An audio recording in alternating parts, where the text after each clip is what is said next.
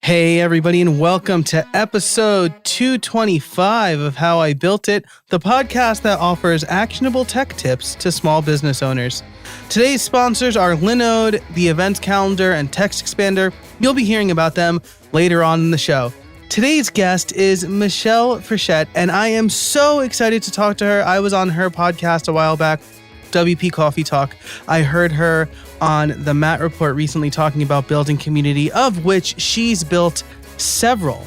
Michelle is one of the most authentic people I know, and that's the topic of our discussion today, building a community and the importance of being authentic while doing it. She gives me lots of great Twitter tips, which is great because I've been kind of down on the platform lately, and she gave me some advice for not being so down on the platform and how she has been growing her Twitter account by about 100 followers a week, which is absolutely incredible. So by the time this episode comes out, hopefully you will see some changes in the way I use Twitter as well. But all in all, this is a great episode. I'm excited for you to hear it. Before we do, I do want to plug my membership and community in the members only part of today's episode.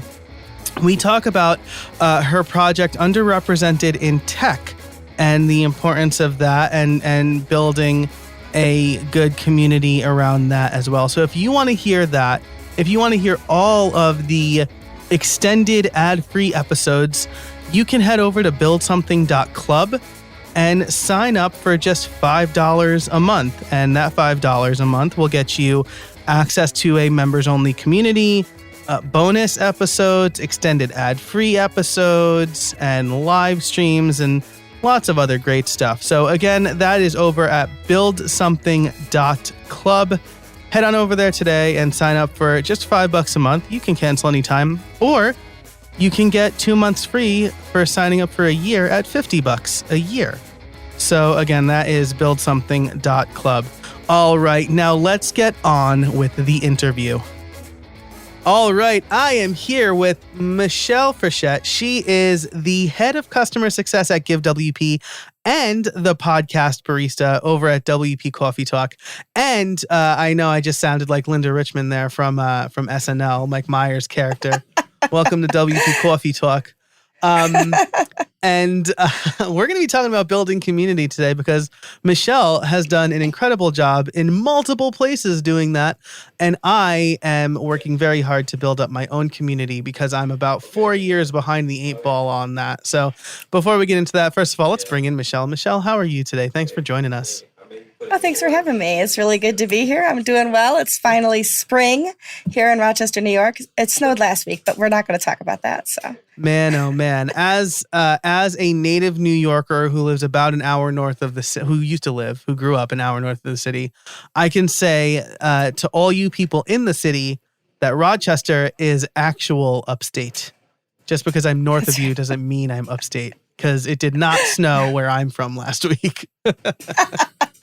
No, I'm about an hour and a half east of Niagara Falls, if that gives people kind of an idea. Yep. And how close are you to the Kodak factory? Is the Kodak factory still there? Kodak does still exist. It's much scaled back from when I was a kid. I'm about a 20-minute drive from Kodak. Nice. Yeah, they're right in Rochester, and we're in the suburbs, so. Nice. My cousin went to RIT and lives there now with his wife, and so I've been up there a couple of times, got the grand tour. Next time you're in town, we'll go grab a beer together. How's that? Sounds great. Awesome. And so, like I said, we're talking about building community today. I heard your episode on, from the Matt Report, which I thought was great. I will link in the show notes over at howibuilt.it/225. But I selfishly wanted to have, I enjoy talking to you. I was on your podcast. But I selfishly wanted to talk to you about building community. So, before we get into all that, why don't you tell us a little bit about who you are and what you do? Sure. Well, I'm the head of customer success at GiveWP, as you said, and what we do in customer success here is we work with over 100,000 active installs of GiveWP, which are mostly nonprofit organizations around the world. So I like to say I help people make the world a better place, and that's what we get to do in customer success, because most nonprofits are doing what they can to improve themselves either locally or globally, or sometimes both.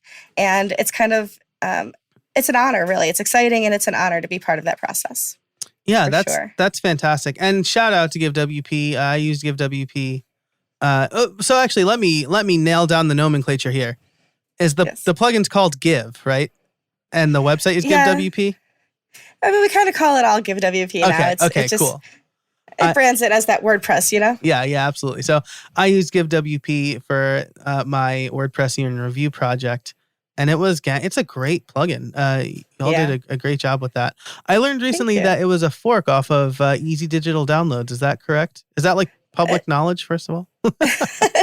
It is, because we're open source. Our, we're in the GitHub repo, and we are also, of course, on WordPress.org, because it is a free plugin to download. Of course, it's freemium, right? So we have the premium add-ons. That's how I can employ all the people that you see that you see at the Give team if you visit us anywhere, and have our offices here, like you said, in Rochester. But it's so it's all out there, and you can see where it came from, and you can fork it yourself if you want to. I mean, hey, it's out there. Absolutely. I happily paid for the ConvertKit add-on because it made segmenting my list very easy. Yeah, for sure. So, and over at GiveWP, you all do a really good job of communicating with your customers. I think I had Matt and Devin on the show early on in the 50s, episode 55, I think it was.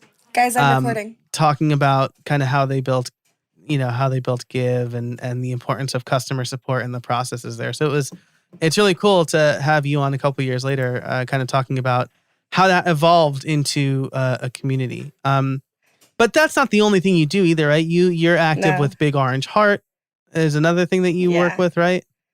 Mm-hmm. Yep, I do an awful lot, and people are always asking me about that. So I think that building community is more than just one silo or one vertical. And so I'm involved in a lot of different things. And if I'm passionate about it, then it's easy for me to be involved and to help grow those communities. So definitely Big Orange Heart is close to my heart. I'm actually on the board now at Big Orange Heart, so nice. I do a lot there, and as well as being a volunteer. And as you know, working with the WordFest events that we have, because I recruited you for WordFest, the first one. Yes. And that. And then also, I have a project out there with Allie Nimmons called underrepresentedintech.com, where we're building community and working with underrepresented folks to be able to be found, right? So here I am, a 52-year-old woman with disabilities and technology on your podcast. And there aren't a lot of people like me on podcasts around there, right? And so we work with people to be able to be found. We work with organizations like your podcast and other podcasts to help match those people up.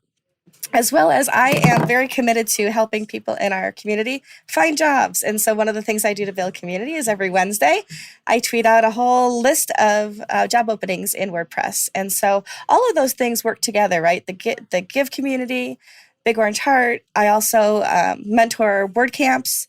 I'm on the Rochester WordCamp, and I also work with our local meetup. So all those things work together to build community in different segments of the community, but there's an awful lot of overlap when you're talking about WordPress especially. Yeah, absolutely. And I'll just shout out Underrepresented in Tech, because after hearing you on the Matt Report, I went and looked through the listing, grabbed a few names, so a few upcoming guests as this episode publishes will come from Underrepresented in Tech. So that's a really great resource, because it could be hard. When I first started the show, I got some criticism for only having white guys on, and it wasn't a conscious thing. I just reached out to my network that just happened to be mostly white guys for whatever reason. Mm-hmm.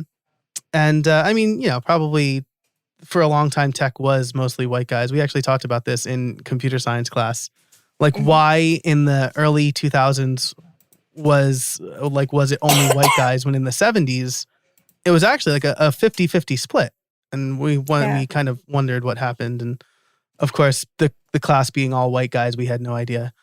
Because we were all still there. But anyway, that was a weird tangent. But Underrepresented in Tech, really, really good directory. I found a lot of thank you.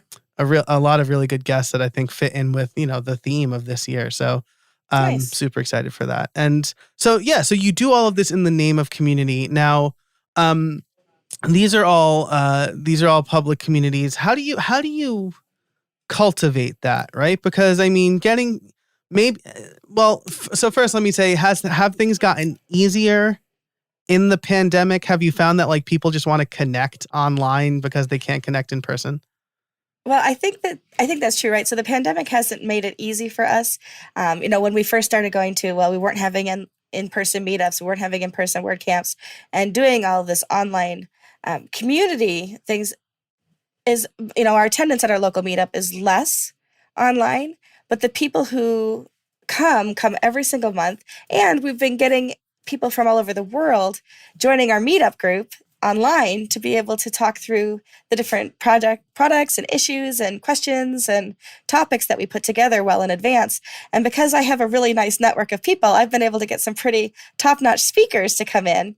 And, everybody in my local meetups like, wow, we got to talk to Chris Wigman, and wow, we got to talk to the Termageddon people. And oh my goodness, Chris Badgett from, Lift Your LMS talked to us and gave us a discount code, and, those kinds of things. And so, and part of building community is getting people outside of your own, tiny group to have influence and to influence them and to kind of have this overlap between different communities, different groups that there are. And I think that has a huge impact on how we look at things. This year we had only online word camps. I went a little over a year ago. I went to Miami. I was at WordCamp Miami. That was the last time I saw any of you in person, unless you work in my office right here, right? Mm-hmm. And so to go from being able to shake hands and hug people and have a cup of coffee or grab a beer at the after party and things like that, to only being online offered a set of challenges for sure. But the beautiful thing of it is it also offered a bunch of opportunities, right? So I got to speak at WordCamp India this year. I never awesome. would have been able to afford to fly to India and be part of that community. But I'm part of the India community for a number of reasons. One, I spoke at WordCamp India and people knew who I was. But others, like I honestly built a huge community through my podcast, which I know is what we want to talk about a little bit too. Because I have people from all over the world, 6 continents so far, and over 25 countries have been represented in the guests on my podcast. And so when somebody from India is on the podcast, I get a whole bunch of people from their group paying attention to what's going on. And that community really starts to thrive. And I don't have a forum for WP Coffee Talk community, right? I don't have a Facebook group or, what do we used to call them, forums, right? Where we just log on to a website and threaded forums. The forums, or what was before that? There was something else, but I don't know, ICQ and all that other stuff. Yeah. Right? The chat rooms and things like that. Right. Exactly. But just through Twitter, I find that I've been able to really do a lot of community building through Twitter, and I'm introducing people. Every couple of weeks I'll do not do a traditional follow thread like, hey, these are the people you should be following, but like, hey, recommend somebody I should be following, and I'll recommend somebody back to you. Yeah. And so networks start to grow that way, right? Because it's just not just me going, I am the authority in who you should follow. Here are 10 people you should follow. And everybody's like, whatever, Michelle, we don't want to, those are just links and @ symbols, right? Yeah, right. But if you say to me, Michelle, you should really be following Joe Casabona because his podcast has a lot of really good things to say, I'm going to say, oh my gosh, that's awesome. Well, here, you should follow Matt Medeiros because he has a lot of cool things to say, right? And we start to, and I just named 2 white guys, which is against my rules. You happen to be, you're talking to one. I am. But I do absolutely always offer 2 or 3 people, and they are varied in who I suggest. But I also want to make sure that people are really connecting with people outside of their normal circles, because that's how we grow and that's how we have rich experiences, right? Is when we can learn from each other through diversity, especially. Yeah, and I find that the more diverse that a community is, the richer it is and the better experience that we all have. Yeah, absolutely. I read a book recently called Range, and it's about how maybe you shouldn't be a specialist professionally, right? Like you shouldn't just focus on the thing that you do. You should be a generalist because it gives you more perspective and helps you problem solve. And I think the same thing applies to the company you keep, right? If you are in an echo chamber, you're never going to grow. You're just going to have a bunch of people with the same opinions as you. And then I go visit my parents and his neighbor says something insane to me that I'm like, how could you possibly think that's true? And it's true because everybody he knows says it's true. And so I think that's so important. The question I always ask myself is, do I want a circle or do I want a sphere? Right? So a circle is flat. If I'm standing on a circle, I can only see, 360 degrees and then up and around me, basically half of a sphere. If I have a whole sphere, I get the entire experience. So if you think of both sides of the world, not just the side that you're sitting on. And if I have the whole community, which is global and becomes that whole sphere, it's so much richer because all of us together can have those shared experiences. But we also see different things that we can share with one another. It's not just, your peripheral vision and forward. It's everybody else standing around you and their peripheral vision and forward from where they are. And so it's just a much bigger picture that we can all see when we work together. I absolutely love that. And I'm probably going to make that the audiogram for this episode. I mean, we're like only a few minutes in, so maybe not. But yeah. I drop a lot of knowledge. Yeah. This episode is brought to you by the Events Calendar, the original calendar for WordPress. This free plugin helps you with calendaring, ticketing, and more powerful tools to help you manage your events from start to finish. Whether you run school events, concerts at a venue, or fundraisers for nonprofits, the Events Calendar gives you the tools you need to make it your own. And with the Events Calendar Pro, you can create custom views, recurring events, add your own custom fields to events, and much more. Run virtual events? No problem. With the Virtual Events add-on, you can quickly and easily manage your online-only or hybrid events. With deep Zoom integration, custom virtual event coding for search engine optimization, and the ability to embed video feeds directly on your website, the Events Calendar makes putting virtual and hybrid events together easier. And I can't stress this one enough. Let me tell you, I have tried to roll my own webinar software, my own live stream event software, and it is difficult, and I have 20 years experience making websites. The Events Calendar is the tool that you need to make virtual events a lot easier. You can even sell tickets and only show the stream to ticket holders.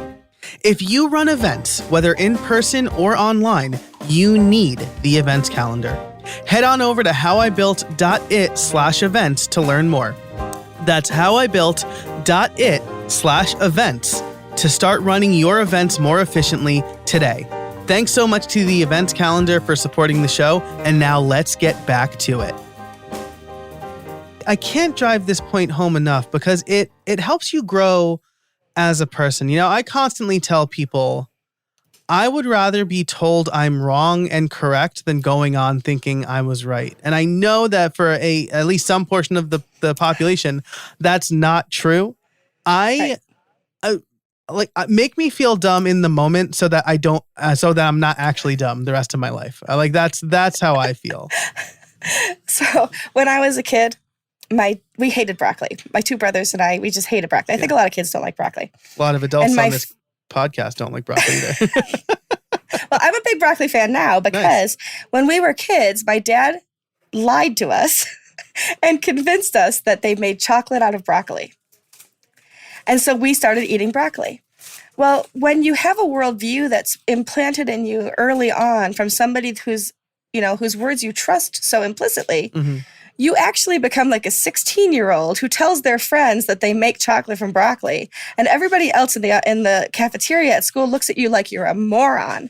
So yes, absolutely, tell me the truth so that I don't go spreading the rumor that they make chocolate out of broccoli in high school. Yes, absolutely. I read something fantastic. This is a small tangent, but I read something fantastic online when I became a parent that was like, I want to tell my kid a small, innocent lie that they'll repeat like when they're in college. Like each state or each star on the United States flag like directly represents a state. Like, so the first state is for Alabama or whatever, or the first star is for Alabama. And I just think that's so funny, but I'm glad it at some point got corrected. I think it was like this one point I was eating broccoli and I was like, hey, wait a minute. That doesn't make any sense. Wait a minute. Yep. Yeah. How dare you? I've done that many times with my dad, but for things that if I want to keep a clean rating on this podcast, I can't repeat. Where Understood. he would just say something and I was too young to get it. And then like years later, I'm like, you're disgusting. How dare you? Yeah. How dare you? I'm a gentleman. That's right. So this is great. Expanding your community, building it through Twitter, I think is really interesting because, how do I put this nicely? I am on Twitter and I do not like being on there. I think I see too much of what I don't want to see and it bums me out. Not in the like world news sense, more in the like, why is everybody being so negative right now sense, or like the misinformation sense? Where I'm like, this just is not follow those people. I mean, like I don't see a lot of negative in Twitter. I'll tell you a couple things. During the last election, I muted a whole bunch of words I didn't want to see. Yep. So if you say those words, they don't show up in my newsfeed, right? So Nice. Learning how to use the tools is super important. But then also, I think that, and I don't think you're a negative person, Joe, but what I'm going to say is you get back what you put out there, right? So if you look at my Twitter feed, like if you look at my tweets, I mean, you're going to see just a ton of positivity because I really want to put positivity out in the world. That's not to say I don't put my social justice ideas out there, but I try to put them in a positive light. And I try to raise people up. And like I said, try to connect other people to one another and talk about the good things, because I think that actually perpetuates more good things. And so I really do kind of, it sounds like the new age thing, like you attract what you, put out there. But it really is true, at least in my case, because when I read down through my news feed, I'm happy and I'm excited and I love the things that people are sharing. I love to reshare them and I love to engage with that kind of stuff.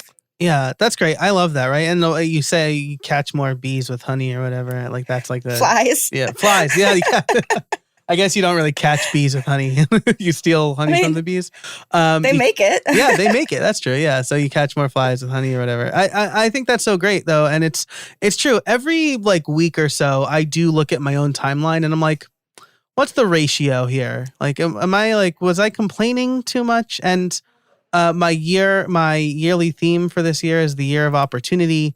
And one of those things was take the opportunity to offer actual feedback before just like poo posting on Twitter.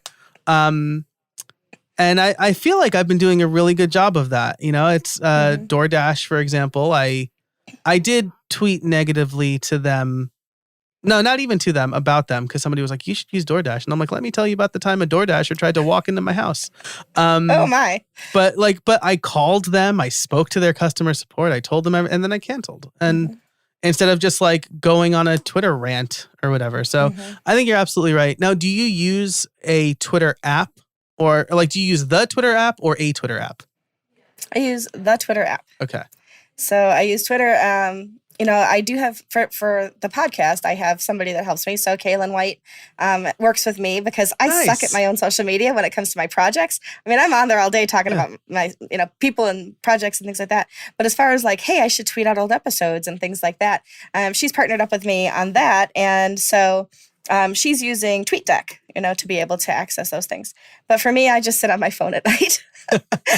Scroll through everything or get on the computer during the day. And I do use Buffer to schedule some of those kinds of things, but not on my personal account. Nothing's ever scheduled.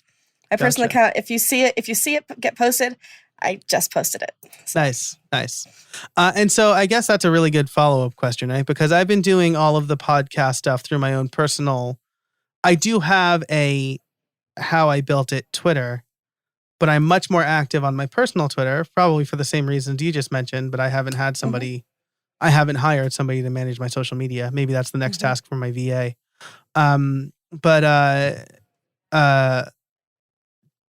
you find that you've built the community for WP Coffee Talk because you had a separate Twitter account, maybe? Like, because it gives people a place to like coalesce around a brand instead of a single person? No. Yes and no. Okay. So because they're connected to my personal brand too, right? So every time I post something out on WP Coffee Talk, I also retweet it for my personal brand. I call it my brand. I feel like I'm such an influencer. Hashtag influencer. Like, oh, send me all the swag because I have 4,000 followers. You know? Hey, I find that's good enough right there. I like it is. Yeah. Yeah. I'm actually at about 4,600 right now. And nice. It's really interesting. In the last couple of weeks, I'm gaining about 100 followers a week, which I thought was, it's pretty amazing. And it's just because of volume. I swear to you, it's because of volume. It's volume, and it's putting good things out there that people appreciate. It's staying engaged. I probably tweet no less than 8 to 10 times a day. Just silly stuff that pops in my head. Like the other day I was like, I want to engage with people. So let's do a poll. Like, what do you think is really important to have at a picnic? Hamburgers, hot dogs, potato salad, or something else, tell me below. Always make that fourth one. Poll. Yeah. Right? Yeah. The fourth one should always be like, put something else below, because nobody wants to get pigeonholed into your, like, there's not a vegan option here. And there's no, kind of thing. And so, and you let people talk about their things below, then you start to open up real conversations. And so, those tweets are fun because people can engage about silly things, right? I'm not asking hard hitting questions. Like, what's your favorite jelly bean and why is it red? Just silly things like that. But that's the kind of thing that people see you as fun. And also, I almost never self-promote through those things, right? I will always promote and retweet my podcast stuff, but I'm really talking about the other person. So like when you were on my podcast and I retweeted it from my personal account, it was like, I had such a fun time talking with Joe, listen to everything he had to say. It wasn't about, oh, look at me, I have a podcast. Yeah. Right? Yeah. So it's really about always promoting other people and doing what I can to raise other people up. This episode is brought to you by Text Expander. In our fast-paced world, things change constantly, and errors in messaging often have significant consequences. With Text Expander, you can save time by converting any text you type into a keyboard shortcut called a snippet. Say goodbye to repetitive text entry, spelling, and message errors, and trying to remember the right thing to say. When you use Text Expander, you can say the right thing in just a few keystrokes. Text Expander lets you make new approved messaging available to every team member instantly with just a few keystrokes, ensuring your team remains consistent, current, and accurate. Text Expander can also be used in any platform, any app, and anywhere you type. So take back your time and increase your productivity. But that's not all it does. With its advanced snippets, you can create fill-ins, pop-up fields, and more. You can even use JavaScript or AppleScript. I can type out full instructions for my podcast editor, hi Joel, in just a few keystrokes. Another one of my favorite and most used snippets is PPT. This will take whatever text I have on my clipboard and convert it into plain text. No more fighting formatting if I'm copying from Word or any place else. Last month, I saved over 2 hours in typing alone. That doesn't even take into the account the time I saved by not having to search for the right link, text, address, or number. You have no idea how many times I want to type out a link to a blog post or an affiliate link and I can't remember it and then I have to go searching for it. That generally takes minutes, but since I have a Text Expander snippet, it takes seconds. Text Expander is available on macOS, Windows, Chrome, iPhone, and iPad. I've been using it a lot more on my iPhone lately because I've been working from my iPhone more because there are days when I'm just not in front of my computer right now. If you've been curious about trying Text Expander or simple automation in general, now's the time. Listeners can get 20% off their first year. Just visit textexpander.com/podcast and let them know that I sent you. Thanks so much to Text Expander for sponsoring the show, and now let's get back to it. So I use Publer for all of my scheduled social media, and what I love about Publer is they have labels for all of your posts, and then you can set a schedule based on the label, right? So I can say cool. Yeah, right. So I could say okay, anything labeled question should be published at like 9 a.m. on Monday, Wednesday, or Friday or whatever, right? And this also allows me to make sure like the next 3 tweets in my timeline aren't from the sponsors, right? Or whatever. Right. Mm-hmm. Or like too self-promoty, right? Like I have like 2 promo labels where they're spaced out, and so that's not all you see or whatever. But when I was doing like a weekly question, I was getting really good at like, what's your favorite app? Man, people love talking about their favorite app. Or their favorite anything, really, you know? So I will say I don't know my favorite jelly bean. I mean, if we're talking Jelly Belly, but my favorite brand of jelly bean is the Starbursts. They're really good. Right? I think they're so. really good, yeah. For sure. So maybe in Build Something More, we'll talk about our favorite jelly beans some more. Actually, let me tell you what. Yeah. Go ahead. What was really interesting is years ago on Facebook, right before I was even active in Twitter, before I was even part of the WordPress community, I was watching other people interact or brands interact and looking to see what was really useful. And this one guy, this blogger, he doesn't even have a site up anymore, but this blogger I used to follow religiously would always post like right here and now, tell us something, right? So I thought, I wonder if my meager following, I could do the same thing. So I started putting out like right here and now, tell us ... It was like, what's your favorite kind of pie? And that's it, right? I had over 180 people respond with their favorite kinds of pie. That's awesome. Did you do any data mining on that to see what the... Of course not. I mean, I could have like Mrs. like what is the name of the Mrs. Fields? Yeah, Mrs. Fields pies. They should look at my data because that's good stuff. But I know then a couple weeks later, I'd be like, what's your favorite jelly bean? I would ask something every couple of days, but like I wouldn't always be food. I just obsess about food. But likewise, like the jelly bean one got over 200 responses because it's something quick and easy. Everybody could just say a flavor. Yeah.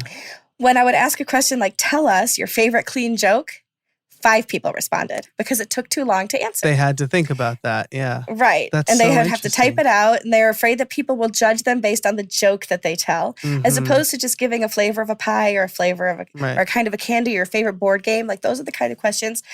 Number one, people love to give their opinion, and they like to be validated about their opinion. Yeah. And so you can build community by asking people for information that they want to share about themselves, and then interacting with their response in a way that validates.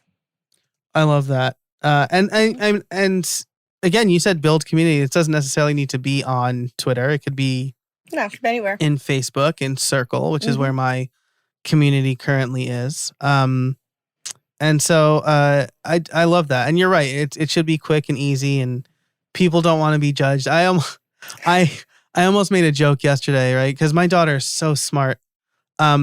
Independently verified, I will say. I'm very careful about not bragging about my kids unless like someone else says it. And I will say my son is a big old troublemaker. He's 10 months. And I was like, she's so smart and he's a troublemaker. If they ever team up, my wife and I are in trouble. Oh, yeah. And then I was going to say, that's why I'm pitting them against each other now. And I'm like, anybody who knows me knows it's a joke because I love my kids and like I'm a doting father. But you never know on Twitter. Someone's like, you shouldn't do that. And I'm like, nah, I don't. Like, I really look at like the last picture of me with my kids. So. Yeah. Well, one of the things I've also learned is that hashtags, they used to be for, getting information. It was a way of categorizing information, tagging information. So you can go like, yes, hashtag WordPress is not, a way to just kind of give a punchline, for example, right? Mm-hmm. It's a way to say, I wonder what the people are talking about in WordPress today. So you can click the hashtag WordPress, you can search it, and you can see that kind of stuff. There are 2 ways to use hashtags, right? So that's one way, which is the way it was designed to be. The other is to punctuate whatever it is you're trying to say, right? So like hashtag I have no filter.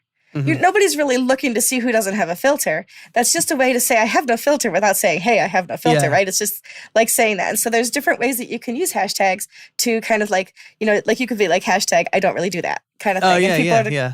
See what I'm saying? Yeah. Awesome. Love that. Gosh, I've been, it's May, right? So I've been on Twitter since April 1st, 2007.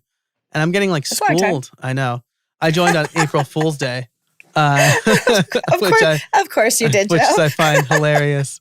I do too. And I'm like getting school. Actually, I recently, every like 6 months or so, I'll like delete some amount of tweets. Which is, I don't like doing because I'm like a pack rat, but like, I don't know. What did I say when I was 20? That's like probably really dumb and insensitive now because I was 20 and dumb and insensitive. But you know what? Your Twitter account is kind of like a microblog though. Yeah, that's true. And there's like some really good stuff on there. I will say, like, I've gotten better in the last few years, so I don't know that I'll continue that trend, but I'm like, I don't remember what I said in 2007, but I'm sure there's something there that was regrettable.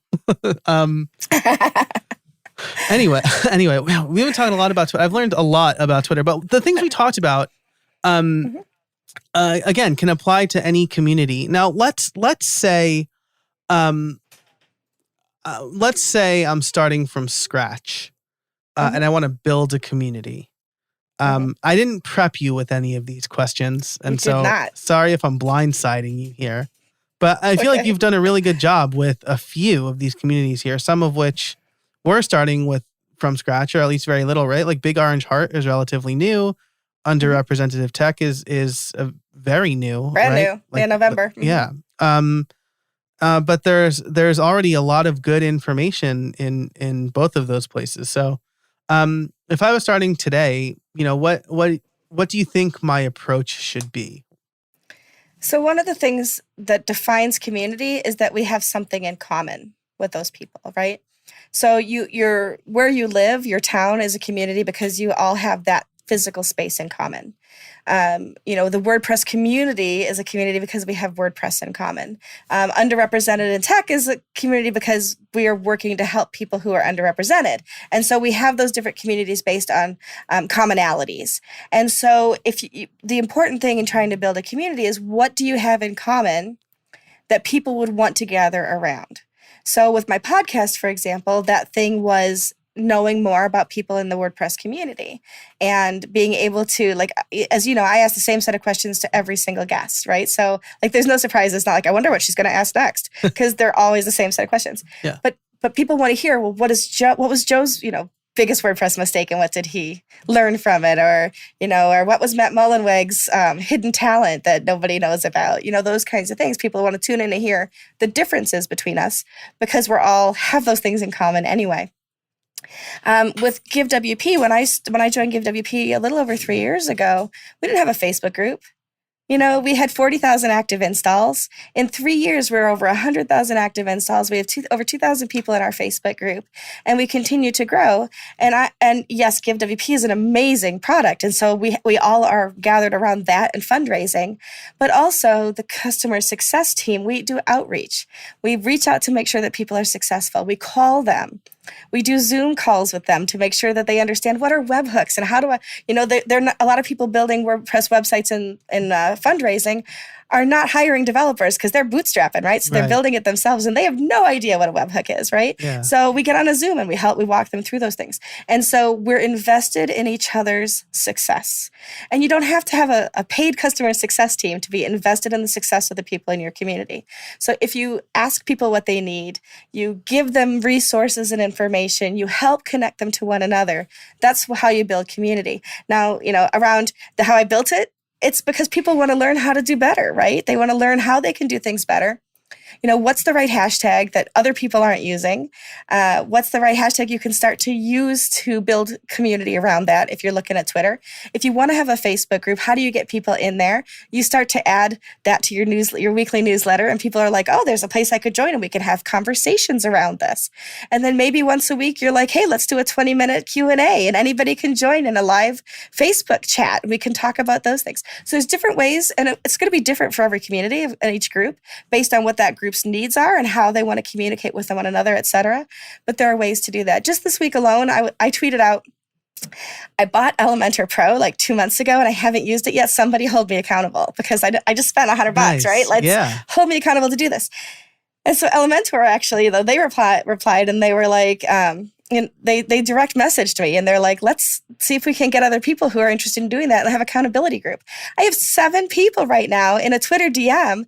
We're doing daily accountability on getting either a redesign or a new design up and running. And I've just built a community of 8 people, including the Elementor person, right? It's a small community, but it's a community. And if it works well, Elementor can take that idea and run with it and build other communities around it. Yeah, they could do like the 30-day Elementor challenge or whatever, right? And that's what we're doing. Yep, exactly. That's amazing. I should join that group. I bought Elementor, before the prices went up or whatever, right? That's I'll pop you into it, but we're going to hold you accountable for doing stuff. All right, sounds good. I'll make a YouTube video about it. That'll be my accountability because I'm always looking for good content for the YouTube channel. This episode is brought to you by Linode. Visit linode.com/howibuiltit and see why Linode has been voted the top infrastructure as a service provider by both G2 and TrustRadius. From their award-winning support, offered 24/7, 365 to every level of user, to ease of use and setup, it's clear why developers have been trusting Linode for projects both big and small since 2003. One of my favorite use cases for Linode is I was able to spin up a virtual server for my iPad. So I set up a server on Linode, I set up my development environment on my iPad, and I was able to push code easily to my Linode server so that I could do development from my iPad while I was on the road without a laptop. Deploy your entire application stack with Linode's one-click app marketplace or build it all from scratch to manage everything yourself with supported centralized tools like Terraform. Linode offers the best price-to-performance value for all compute instances, including GPUs, as well as block storage, Kubernetes, and their upcoming bare metal release. Linode makes cloud computing fast, simple, and affordable, allowing you to focus on your projects, not your infrastructure. This is the perfect and affordable solution for managing lots of client websites from a single host, especially if you use your own tools or your own setup for maintenance packages. Visit linode.com/howibuiltit. Create a free account with Google, GitHub, or your email address, and you'll get $100 in credit. That's linode.com, linode.com/howibuiltit, and sign up to get $100 in credit. It's advice that comes up time and time again on this show. If you want people to do something, ask them. And so, as you said in my newsletter, at the end of my longer takes, right? Because my newsletter has kind of converted to like a long form newsletter instead of just links gathering. At the end, I say, what do you think the discussion's happening over at the Build Something community? And there's a free tier and there's a paid tier. I frankly need to be better about my paid tier. I really just want people in there right now. But sure. But yeah, and showing up, I think, is the other thing, right? Doing a 20-minute. I'll tell you, I'm part of 2 communities outside the WordPress space right now. One is the SPI Academy, that's Pat Flynn's academy. One is Swipe Files, Corey Haynes. And the Swipe Files one is very active. And I think it's because Corey's in there every day. He shows up. And the people running SPI, right? They're great. I think his name is Known. I hope I'm saying that right. Sorry, Known or Non. It's N-O-N, but there's not an N-Y, but there's like an accent over the O. And he's great and he's in there all the time, but he's not Pat Flynn, right? People, I suspect a lot of people join because they want access to Pat. And he's not in there, right? So if it's your community, be there, be generous with your time and show up. So be authentic. That's right. So authenticity is huge, because if you say you're going to do something and you don't follow through, that community is going to turn a walk away. They're not going to turn on you. It's not like the pitchforks come out, right? It's not like they're going to turn on you, but it's going to fizzle out, because people, if you promise something, if you're authentic and you follow through on those kinds of things, if you have to pivot, be honest about it. If you have to scale back, be honest about it. It's not that people are going to be super disappointed as long as you're forthcoming with that kind of thing. The other thing that can really help to build a community is to find champions, right? So sometimes we call those influencers, right? I hate that term. I really hate that term. because I picture all these like girls taking pictures on Instagram. Yeah, right. Yeah. Yeah. But find champions, people yeah. who, yeah, exactly. But find champions who believe in what your cause is, who are excited to sign up, right? So do I get paid for any of the work that I do outside of Give WP? The answer is no. Like, I don't get paid for my podcast. I have some sponsors, sure, but most of it's in-kind stuff. And trust me, it does not pay me even minimum wage for the amount of time I put into it, right? I don't get paid for the volunteer work I do at Bigger and Heart, but all that I do is help build and pull more people in who can also then influence one another. So getting people in there who are champions for the cause really helps. That's fantastic. I love that. That's somewhat related to an earlier episode from this year into last year, where I talked to Tessa Kriesel about developer advocates. And so I'll link to that in the show notes as well. Gosh, we've been talking for a long time here. Sorry. No, I can go on and on. I feel like we're like kindred spirits. I feel like we can just talk to each other for a long time. Absolutely. And so as we wrap up, you've offered a lot of great advice.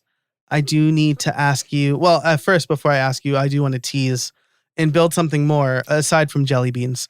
I would love to talk to you a little bit more about underrepresented in tech and how that idea came around and how you're getting people to join that.